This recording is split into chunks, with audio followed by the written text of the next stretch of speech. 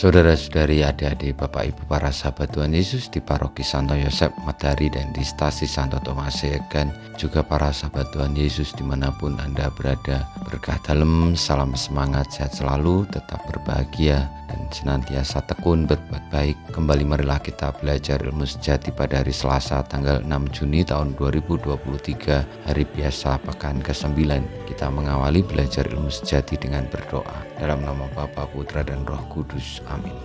Allah Bapa sumber kebahagiaan, bangkitkanlah dalam hati kami rasa tanggung jawab akan kebahagiaan sesama, dan semoga kami menemukan sukacita dalam kebiasaan tolong menolong, bergotong royong di tengah-tengah masyarakat kami. Dengan pengantaraan Yesus Kristus Putramu, Tuhan kami, yang hidup dan berkuasa bersama Dikau dalam Roh Kudus, Allah kini dan sepanjang segala masa. Amin.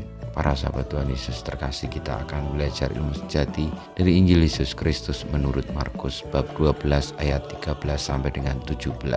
Pada waktu itu beberapa orang Farisi dan Herodian disuruh menghadap Yesus untuk menjerat dia dengan suatu pertanyaan.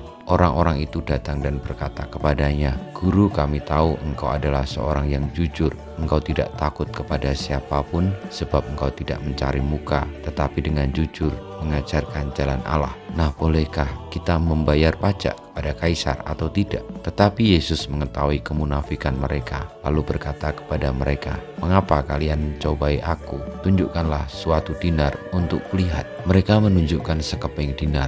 Lalu Yesus bertanya, "Gambar dan tulisan siapakah ini?" Jawab mereka, "Gambar dan tulisan Kaisar." Maka Yesus berkata kepada mereka, "Berikanlah kepada Kaisar apa yang menjadi hak Kaisar, dan kepada Allah apa yang menjadi hak Allah." Mereka sangat heran mendengar dia. Demikianlah sabda Tuhan. Terpujilah Kristus.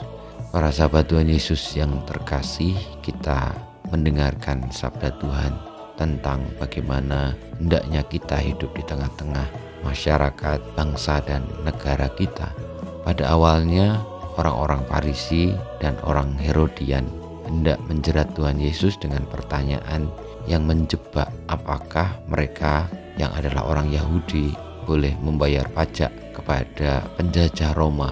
Pertanyaan ini akan menjebak Tuhan Yesus, karena kalau Tuhan Yesus mengatakan boleh tanpa disertai dengan alasan, maka sama saja Tuhan Yesus mendukung penjajah, yakni Roma.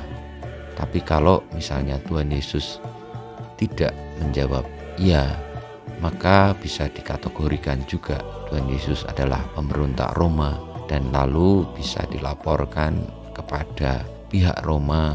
Ini menjadi bahaya bagi Tuhan Yesus. Namun Tuhan Yesus tidak takut sebenarnya dengan hal-hal itu.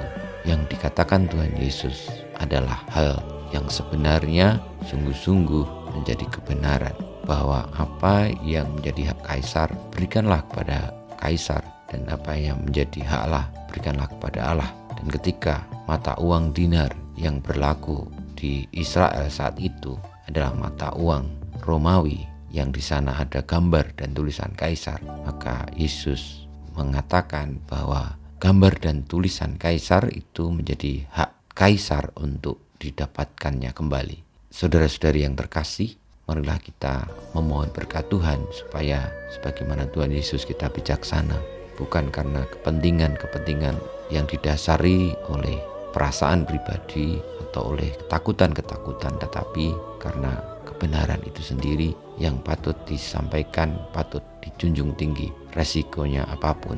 Kita mohon berkat Tuhan.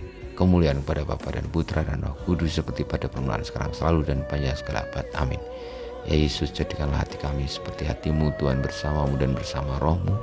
Kita semua hidup kita, perjuangan kita untuk berani mengungkapkan, berpegang teguh kepada kebenaran sebagaimana Tuhan Yesus, senantiasa dibimbing, dilindungi, diberkati Allah yang Maha Kuasa, Bapa,